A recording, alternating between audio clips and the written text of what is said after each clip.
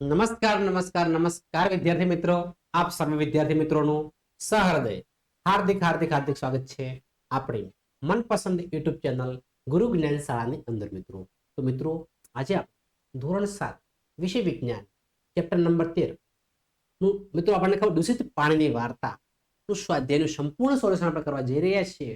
તો વિદ્યાર્થી મિત્રો વિડીયો તમારે સ્કીપ કર્યા વગર છેલ્લે સુધી પૂરેપૂરો જોવાનો છે. પસંદ આવે તો એક લાઈક પણ કરવાની છે. તમારો વધારે સમય ન લેતા આપણે સ્વાધ્યાય તરફ આગળ વધીએ. પાણીના શુદ્ધિકરણની પ્રક્રિયા એ ખાલી જગ્યા દૂર કરવાની પ્રક્રિયા છે. તો પ્રદૂષકોને દૂર કરવાની પ્રક્રિયા છે. કઈ પ્રક્રિયા કહેવાય? પ્રદૂષકોને દૂર કરવાની પ્રક્રિયા કહેવાય. ઘર દ્વારા મુક્ત થતું ગંદુ પાણી એ ખાલી જગ્યા કહેવાય. તો શું કહેવાય? સુએજ કહેવાય. ગંદા પાણી શું કહેવાય? સુએજ કહેવાય. સુકાયેલા ખાલી જગ્યાએ ખાતર તરીકે ઉપયોગી છે. તો કાદવ છે. શું હશે? કાદવ. ગટરોની પાઇપલાઇન એ ઘાત તેલ અને ચરબી અને શું આવશે? ચરબી દ્વારા બંધ થઈ શકે છે. સુએજ શું છે? સારવાર ન પામેલા સુએજ નદી એ દરિયામાં છોડવી શા માટે હાનિકારક છે? ઘરો દ્વારા છોડવામાં આવતા ગંદા પાણીને સુએજ કહેવામાં આવે છે. સારવાર ન પામેલા સુએજ સ્વાસ્થ્ય માટે શું છે? હાનિકારક છે. સુએજ એ ઘરો, ઉદ્યોગો, હોસ્પિટલો, કાર્યાલયો અને બીજી અનેક જગ્યાએથી મુક્ત થતો પ્રવાહી કચરો છે. સારવાર ન કરાયેલ ગટરનું પાણી દરિયામાં છોડવું જોઈએ નહીં, કારણ કે ગટરમાં પ્રદૂષકો અને હાનિકારક સૂક્ષ્મ જીવોનો સમાવેશ થાય છે, જે પાણીને દૂષિત કરે છે. જે દૂષિત પાણીનો ઉપયોગ કરવા માટે લોકોમાં રોગ પેદા કરે છે. તે જમીનની સપાટી પરના જળાશયો અને ભૂગર્ભ જળ બંનેને પ્રદૂષિત કરે છે. તેથી તેને નદી કે દરિયામાં છોડવું હાનિકારક છે.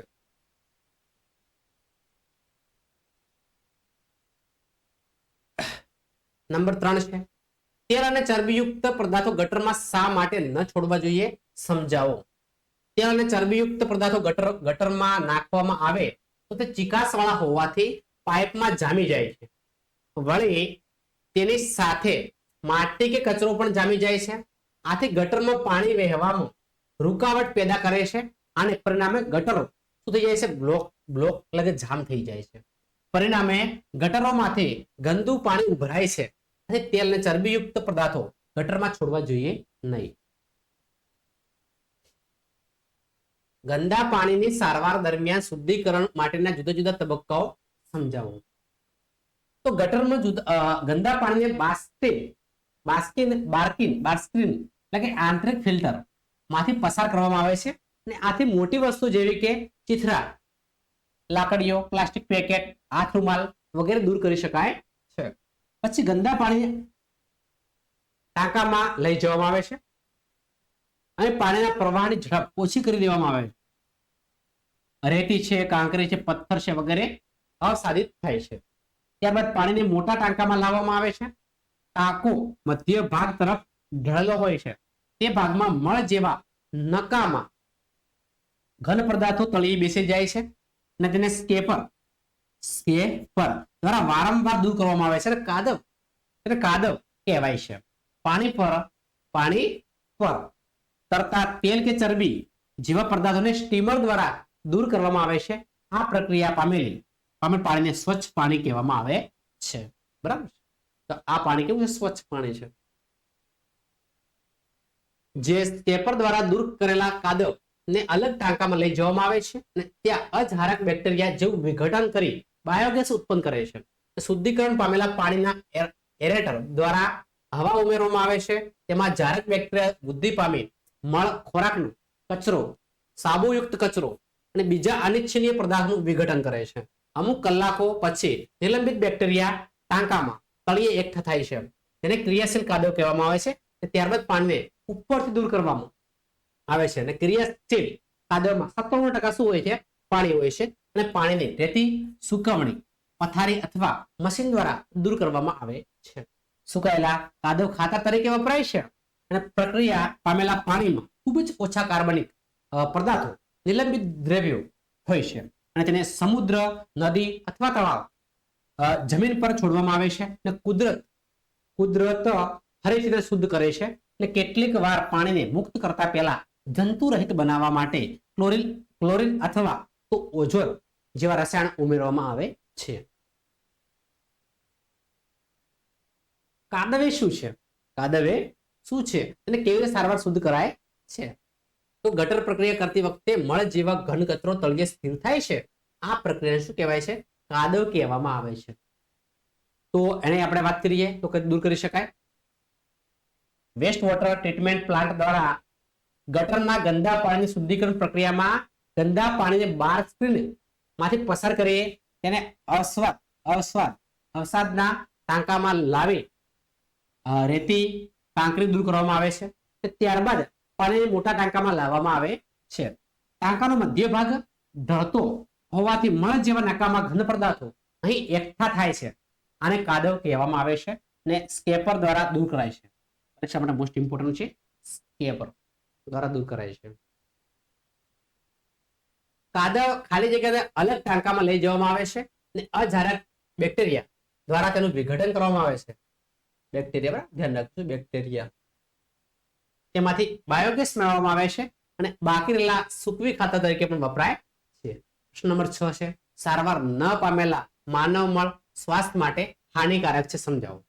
બરાબર છે. તો સારવાર ન પામેલા માનવ મળ જળ પ્રદૂષણ તથા ભૂમિ પ્રદૂષણ કરે છે. તે જમીન પરની સપાટીના જળાશયો અને ભૂગર્ભ જળ બંનેના પ્રદૂષિત કરે છે. આવું પ્રદૂષિત પાણી પીવાથી કોલેરા, ટાઇફોઇડ, કમળો, જડા જેવા પાણીથી ફેલાતા રોગો થાય છે. આમ સારવાર ન પામેલા માનવ મળ તે સ્વાસ્થ્ય માટે કેવા છે? હાનિકારક છે. પાણીને બિનચેપી બનાવવા માટે કયા બે રસાયણો વપરાય છે?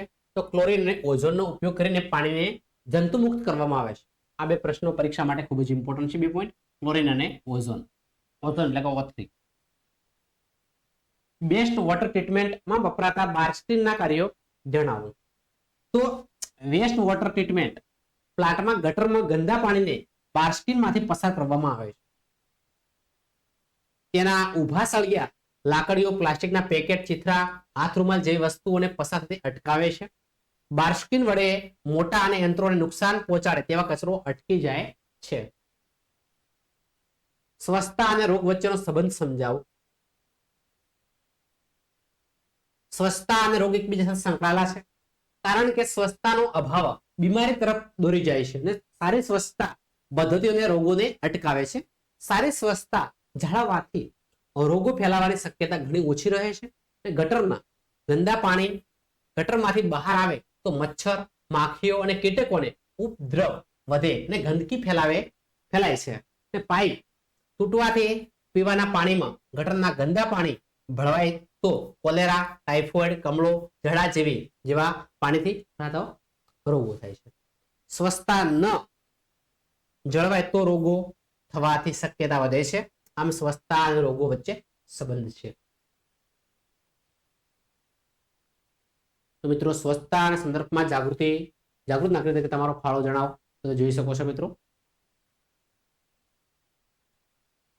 પ્રશ્ન નંબર 12 છે ઓઝોન વિશે નીચેના વિધાનનો અભ્યાસ કરો. તે સજીવોના શ્વાસોશ્વાસની ક્રિયા માટે જરૂરી છે. ઓઝોન વિશે છે. ઓઝોન શ્વાસોશ્વાસમાં ના આવે મિત્રો, શું આવશે તમને ખબર છે? તે પાણીની બિનચેપી બનાવવા મદદરૂપ છે. વાત સાચી છે. આ વિધાન આવશે. તે પારજાંબલી કિરણોનું શોષણ કરે છે. આ પણ વાત સાચી છે. ઓઝોન પારજાંબલી કિરણોનું શોષણ કરે છે. તેનું હવામાં પ્રમાણ 3% જેટલું છે મિત્રો, ખોટું છે. આ પણ ના આવે. બિનસી આવશે. બિનસી. બરાબર છે, બિનસી. તો વિદ્યાર્થી મિત્રો આ છે આપણો આજનો વિડીયો. વિદ્યાર્થી મિત્રો વિડીયો તમને પસંદ આવ્યો હોય તો અચૂક લાઈક કરજો.